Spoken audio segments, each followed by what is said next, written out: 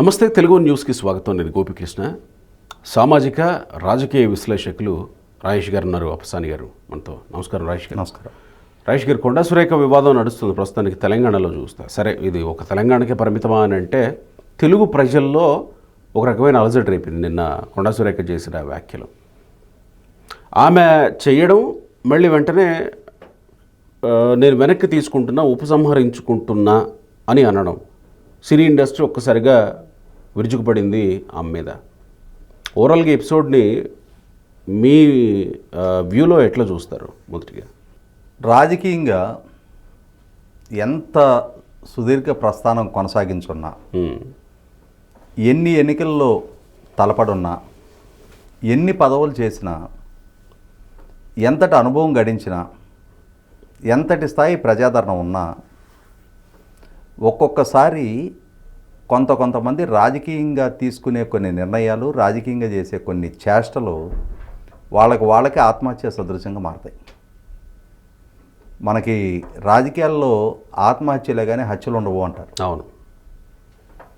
ఇవాళ సుదీర్ఘ రాజకీయ ప్రస్థానం ఉన్న కొండా సురేఖ గారు దశాబ్దాల తరబడి తెలంగాణ రాజకీయాల్లో పేరెన్నిక గన్న నాయకురాలు అయి ఉండి, యూనివర్సిటీ క్యాంపస్ నుంచి ఎదిగొచ్చిన ప్రస్థానం, చరిత్ర, నేపథ్యం ఉండి, ఇవాళ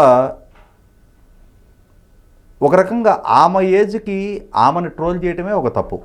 సమాజం మొత్తం ఖండించింది దాన్ని. ఇప్పుడు ఏ ఏజ్ అయినా సరే, ఆమె ఏజ్ అనే కాదు, ఏ ఏజ్ అయినా సరే ఒక మహిళని లక్ష్యంగా చేసుకొని విమర్శించాలి అనుకుంటే రాజకీయంగా ఆమె విధానాలను ప్రశ్నించవచ్చు, మంత్రిగా ఆమె పనితీరులో ఉన్న లోపాన్ని ప్రస్తావించవచ్చు, ఒకవేళ ఆమె ద్వారా ఏమైనా అవినీతి కార్యకలాపాలు జరుగుతూ ఉంటే వాటిని ఎత్తి చూపొచ్చు.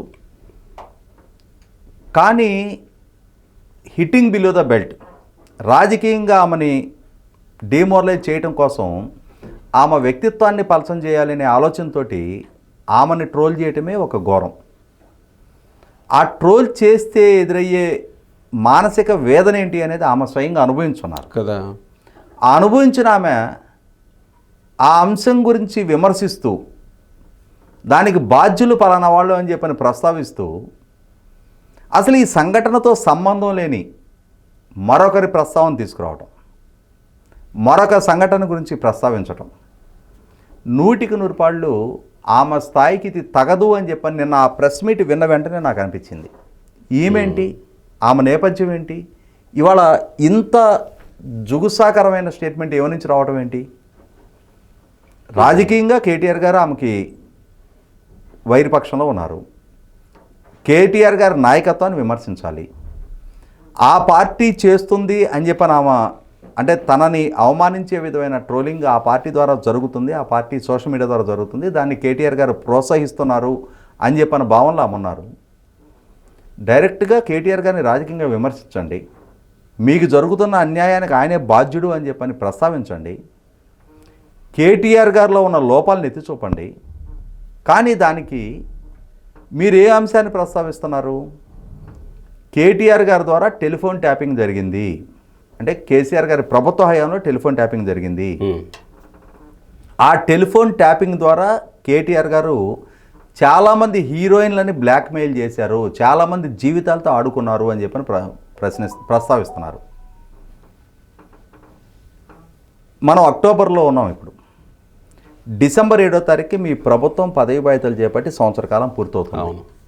మీ ప్రభుత్వమే విచారణ చేసి కొంతమంది అధికారులను జైల్లో ఉంచారు. ఇవాళ చాలామంది తప్పించుకొని తిరుగుతున్నారు. మరి అసలు సూత్రధారుల దగ్గరికి ఎందుకని వెళ్ళా ఇప్పటికీ విచారణ? ఇవాళ రాజకీయ పక్షాల మీద, రాజకీయ కార్యకలాపాల మీద నిఘా పెట్టారు. పోలీసు అధికారులకు ఏం అవసరం? రాజకీయ ప్రత్యర్థుల మీద నిఘా పెట్టాల్సిన అవసరం వాళ్ళకి కాదుగా. ప్రత్యర్థులు మీరు, ఆనాడున్న పాలకులకు ప్రత్యర్థులు మీరు. ఆనాడున్న పాలకులు ఆదేశాలతో ఆ టెలిఫోన్ ట్యాపింగ్ జరిగింది. అసలు మూలాల్లోకి ఎందుకని మీరు ఇప్పటికీ విచారణ అక్కడ వరకు తీసుకెళ్ళా? అసలు ఈ ఆదేశాలు ఇచ్చింది ఎవరు? ఈ నిఘాని పర్యవేక్షించింది ఎవరు? ఆ సమాచారం అందుకున్నది ఎవరు? దాని ద్వారా మీ స్వేచ్ఛకు భంగం కలిగించింది ఎవరు? ఆ దిశగా ఎందుకని ఇప్పటిదాకా విచారణ కొనసాగల? అసలు ఆ మూలాల్లోకి ఎందుకని ఇప్పటిదాకా విచారణ వెళ్ళట్లా? అయితే ఆనాడు ముఖ్యమంత్రిగా కేసీఆర్ గారు, నాటి హోంమంత్రి గారు, లేదు పార్టీగా వర్కింగ్ ప్రెసిడెంట్గా కేటీఆర్ గారు వాళ్ళు పర్యవేక్షించి ఉండాలి. ఆ సమాచారం వాళ్ళకి చేరి ఉండాలి. వాళ్ళకున్న అధికారంతో మిమ్మల్ని వాళ్ళు నిలువరించి ఉండాలి. మీకు సంబంధించిన రిసోర్సెస్ వాళ్ళు పట్టుకొని ఉండాలి. దాని ద్వారా ఏదైనా అడ్వాంటేజ్ దొరికితే వాళ్ళకి దొరుకుండాలి. ఇవాళ వాళ్ళ మీద ఎవరి మీద చర్యలే లేకుండా, అసలు పిలిచి విచారణ చేయకుండా ఈరోజు దాకా అధికారుల స్థాయికి దాన్ని పరిమితం చేసి, ఇవాళ విమర్శలకు మాత్రం కేటీఆర్ విమర్శ చేయించాడు. ఇవాళ నిర్ణయాధికారం మీ చేతిలో ఉంది, వ్యవస్థలు మీ చేతిలో ఉన్నాయి, అధికారం మీ చేతిలో ఉంది, యంత్రాంగం మీ చేతిలో ఉంది. అవును కదా. చర్యలు ఎందుకు తీసుకోవట్లా? అధికారుల స్థాయికి దాన్ని ఎందుకు పరిమితం చేశారు? అధికారులను అదుపులోకి తీసుకొని 6 నెలలు దాటిపోయింది. అసలు సిసల మూలాల్లోకి ఎందుకని వెళ్ళా ఇప్పటిదాకా? ఎవరు నిలవరించారు మిమ్మల్ని? కేటీఆరే తప్పు చేస్తుంటే ఆ తప్పుని సమాజం ముందు ఎందుకు ఎస్టాబ్లిష్ చేయటం లేదు మీరు? కేటీఆర్ ఆదేశాలతోటి టెలిఫోన్ ట్యాపింగ్ జరిగింది, కేటీఆర్ ఆ సమాచారాన్ని సేకరించాడు, కేటీఆర్ వల్ల పలానా వాళ్ళు బాధితులుగా మారారు అని చెప్పిన చట్టం ముందుకు ఎందుకు ఎక్స్పోజ్ చేయట్లా? రాజకీయ విమర్శలకు ఎందుకు పరిమితం చేస్తున్నారు? మీరు మంత్రి హోదాలో ఉన్నారు. కాబట్టి ఇక్కడ మీరు అక్కినేని నాగార్జున కుటుంబాన్నో ఇంకొకరినో ఈ అంశంలోకి తీసుకురావడం తప్పు. మొట్టమొదట ఇక్కడ ఒకటి రాజేష్ గారు, ఈ 2 అంశాలని పరిశీలించిన వాళ్ళకి కొన్ని అనుమానాలు వచ్చే అవకాశం ఉంది. ఒకటి, హైడ్రా మొట్టమొదటిసారి ఎన్కన్వెన్షన్ని కూల్చేయడం ఎందుకు నాగార్జున టార్గెట్ అయ్యారు, లేదా అక్కినేని ఫ్యామిలీ ఎందుకు టార్గెట్ అయ్యిందనేది అక్కడ. ఇది ఇక్కడ కూడా కేటీఆర్ని ఫైర్ చేయబోయి ఇక్కడ సమంతని ఉదాహరిస్తూ వయా సమంత నేరుగా నాగ చైతన్యని నాగార్జునని టార్గెట్ చేసినట్టే కనపడుతుంది కదా. అంటే వీళ్ళు ప్రోత్సహించారు, ఎస్ నువ్వు వెళ్ళు అని ఆమెతో చెప్తే ఆమె చెప్పకుండా, ఆమె వెళ్లకుండా ఇక కంప్లీట్గా వీళ్ళని వదిలేసి వెళ్ళిపోయింది అనేది చెప్పడం అంటే నేరుగా తప్పు వీళ్ళది అని చెప్పినట్టే అయ్యింది కదా. అంటే నాగార్జున ఏమన్నా కాంగ్రెస్ ప్రభుత్వానికి టార్గెట్ అవుతున్నారా అనే అనుమానాలు కూడా వస్తున్నాయి. దీన్ని ఎట్లా చూస్తారు? ఇక్కడ కొండా సురేఖ గారి స్టేట్మెంట్లో ఉన్న కాంట్రడిక్షన్ ఏంటి అంటే, ఆమె ఏం చెప్తున్నారు, ఆ రోజు ఎన్కన్వెన్షన్ కోల్చకుండా ఉండాలి అని అంటే కరెక్ట్, మీ కోడల్ని నా దగ్గరకు పంపించండి అని చెప్పని డైరెక్ట్గా కేటీఆర్ నాగార్జున దగ్గర ప్రతిపాదన పెట్టాడు.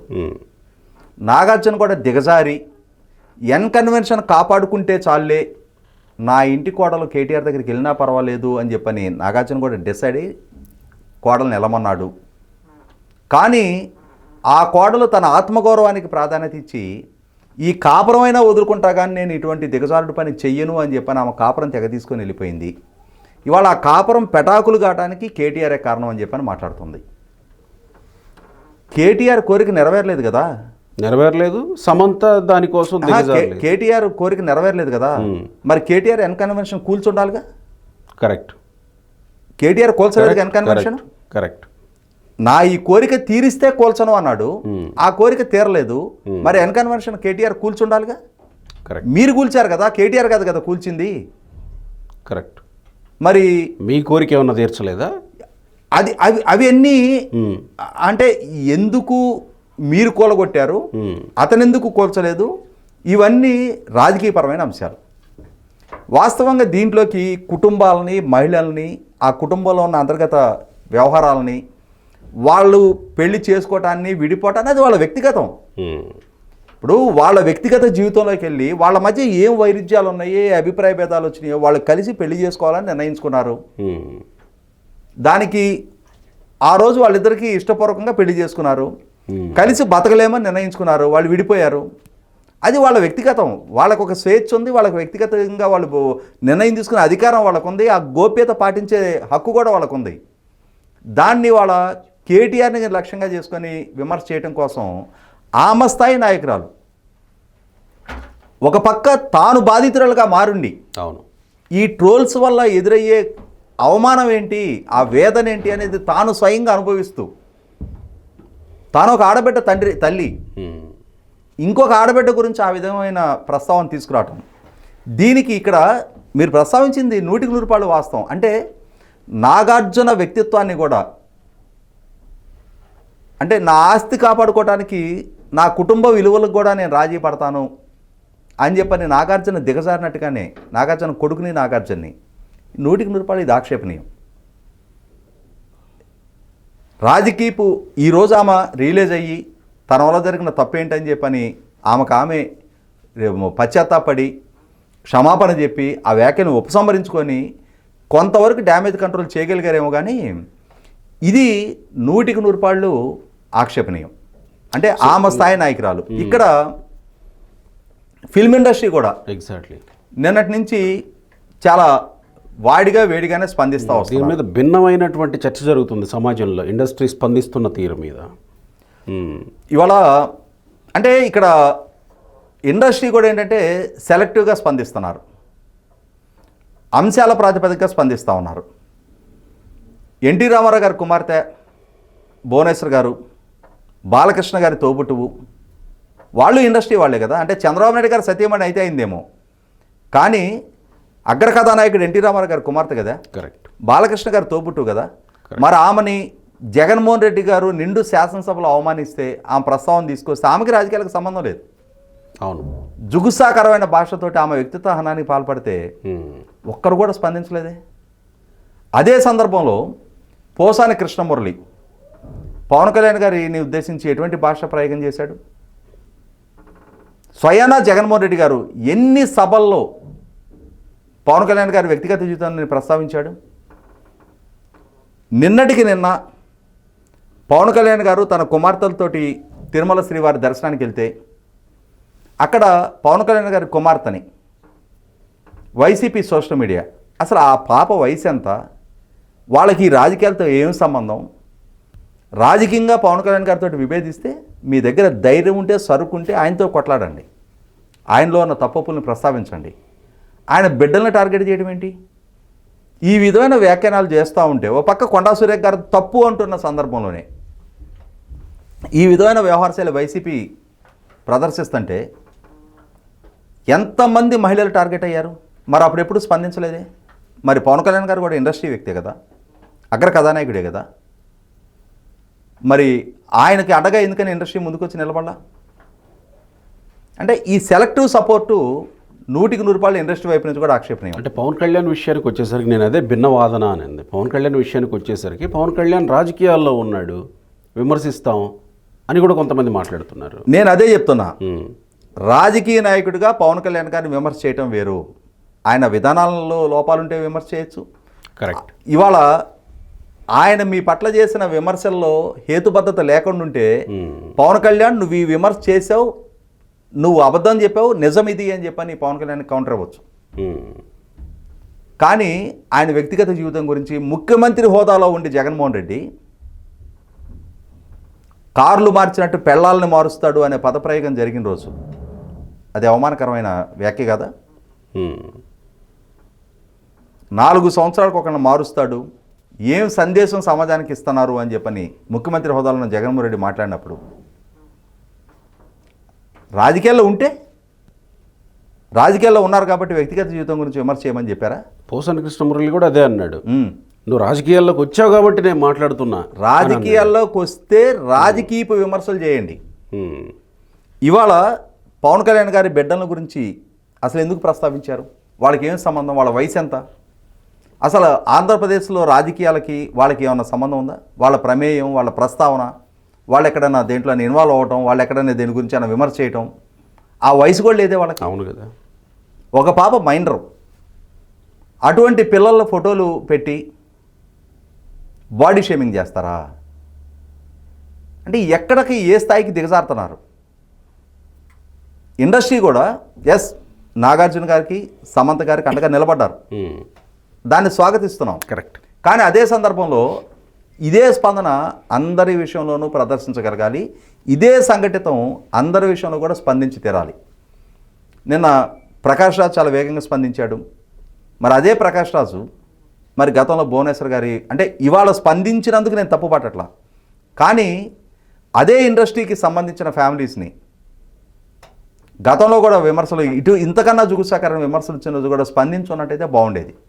సరే ఏదేమైనా సరే ఇప్పటికైనా సరే ముందుకొచ్చి ఇప్పుడున్న ప్రభుత్వానికి వ్యతిరేకంగానైనా సరే సంఘటితంగా స్పందించినందుకు, ఎందుకంటే ఆ రోజు జగన్మోహన్ రెడ్డికి భయపడి ఉండవచ్చు, అదే అనుభూతి. కానీ ఇప్పుడు ఇక్కడున్న పాలకుల విషయంలో అయినా సరే, ఎందుకంటే ఇప్పుడు ప్రభుత్వంలో మంత్రి ఆమె, ఇప్పుడు ఆమెని తప్పు పట్టడం అంటే ప్రభుత్వాన్ని తప్పు పట్టడమే, అంతే కదా. దానికైనా సరే సాహసించి ముందుకొచ్చినందుకు అభినందిస్తున్నా. కానీ ఇదే సంఘటితత్వం అన్ని సందర్భాల్లో కూడా ప్రదర్శించాలి అని చెప్పని కూడా కోరుతా ఉన్నా. Right sir, thank you.